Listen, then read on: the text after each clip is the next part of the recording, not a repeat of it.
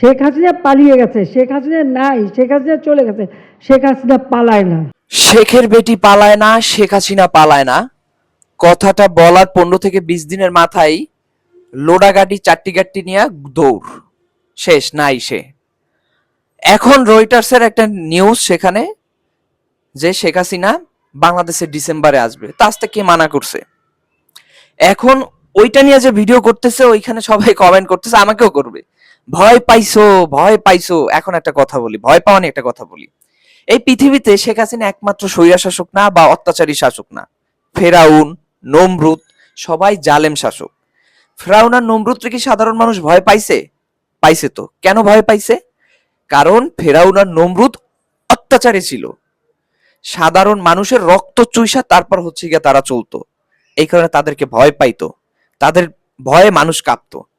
শেখ হাসিনাকে ভয় পাওয়ার কারণ কি? অত্যাচারিত একটি শিশুও রক্ষা পায় না, যাকে সে জানালা থেকে গুলি করে তারপর শেষ করে দিয়েছে।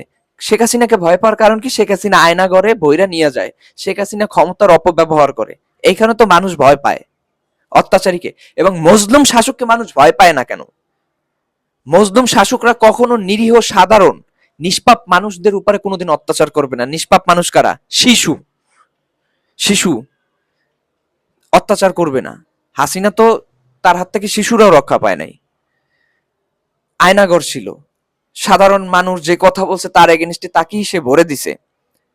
এই কারণে তো ভয় পায় মজলুমদের, এই কারণে ভয় পায় না, কারণ মজলুমরা চিন্তা করে, মানুষ চিন্তা করে যে একজন মজলুম শাসক সে কখনো অন্যায়ভাবে শাসন করবে না, আর একজন জুলুমবাজ শাসক সে অত্যাচার করবে, নির্যাতন করবে, এই কারণে মানুষ ভয় পায়। এছাড়া আর কোনো ভয় মানুষ পায় না, এছাড়া কোনো ভয় মানুষ পায় না।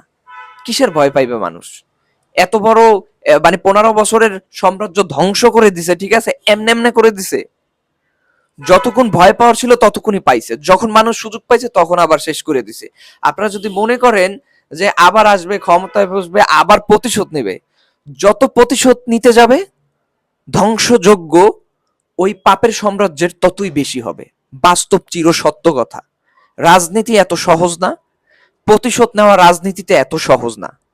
প্রতিশোধ নিতে গেলে এটার ফিডব্যাকও আবার ওই রকম কড়াকড়ি ভাবে হবে।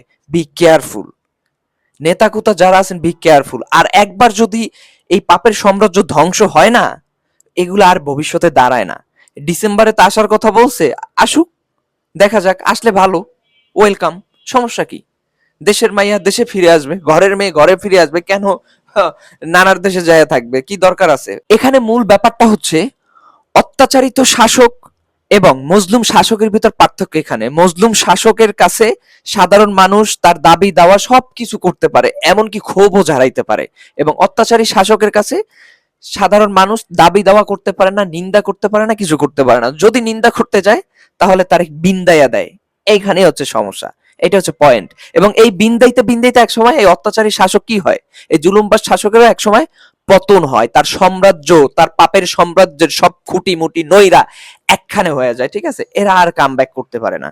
যেভাবে ফ্রাউন ধ্বংস হয়েছে, নমরুদ ধ্বংস হয়েছে, যুগের পর যুগ পৃথিবীতে যত অত্যাচারী শাসক আসবে সবাই ধ্বংস হবে, কিয়ামতের আগ পর্যন্ত এরকম ধ্বংস হবে, পয়দা হবে আবার ধ্বংস হবে।